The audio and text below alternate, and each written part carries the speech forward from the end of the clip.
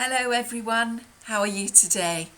I'm feeling really bright and cheery. I've got my red top on. Makes me feel really good. But my story today is Tilly the tiger who was terrible. And she's not having a good time. Well, I've got my funny monkey hat to wear today for my story. Okay? So, we'll start with Once Upon a Time. Once upon a time, in the jungle, there lived a tiger called Tilly, and she was a very unhappy tiger. You see, Tilly thought that she was terrible. Oh, she could roar a bit, and she had sharp teeth, which she brushed twice a day with her toothbrush, and she had magnificent orange stripes. But despite this, she still thought she was terrible.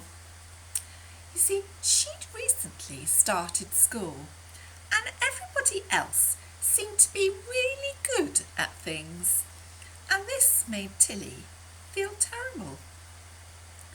Tilly's mum didn't know why she felt so bad and thought maybe she'd been naughty at school, so she took Tilly to see the teacher.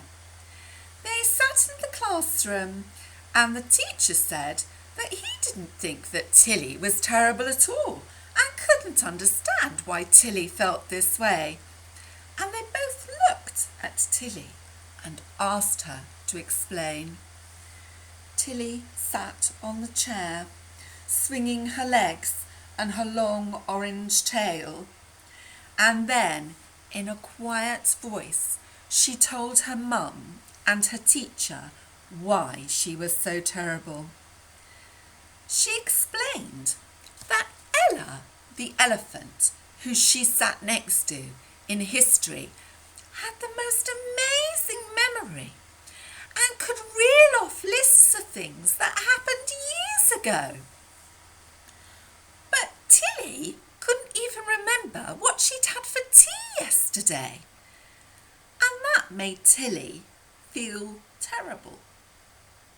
She said that Max the monkey was a bit cheeky in class, that he could count up to 10 on all his fingers and up to 20 if he used his toes as well.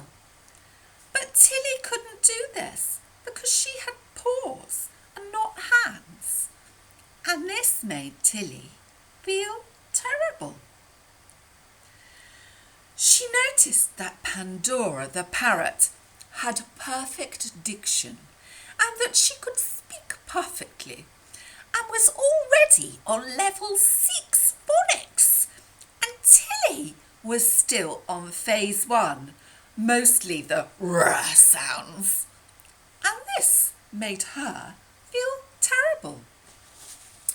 She then said that Candy the chameleon was able to match any shapes that the teacher showed, whereas Tilly could only match stripes.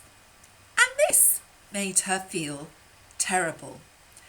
And then she went on to say that even Oscar Ostrich, whose eyes were bigger than his brain, who was not the cleverest of animals, often burying his head in the sand at the drop of a hat, could run as fast as the wind. And although Tilly could run for a bit, she soon got puffed out. And this made Tilly feel terrible. Tilly hadn't realised that whilst she'd been sitting on the chair, feeling sad and terrible, all her classmates had gathered behind her. She suddenly became rather embarrassed. And truth to tell, went a tad more red than orange. It was then that her classmates gathered around and said, "Tilly Tiger, You are not terrible. Whenever we have a squabble, you help us sort it out. And if one of us falls over and hurts ourselves, you're the first person to come and check we're okay. And when we're sad, you tell us the funniest stories to cheer us up until we're smiling again. And in fact, Tilly, you are a terrific tiger, and we all love you and are so pleased that you've come into our class to help us all be friends, and that is the most fabulous skill of all.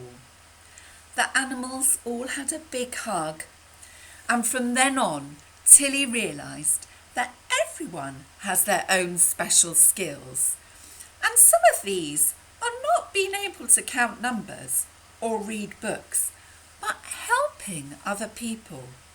And that wasn't really so terrible.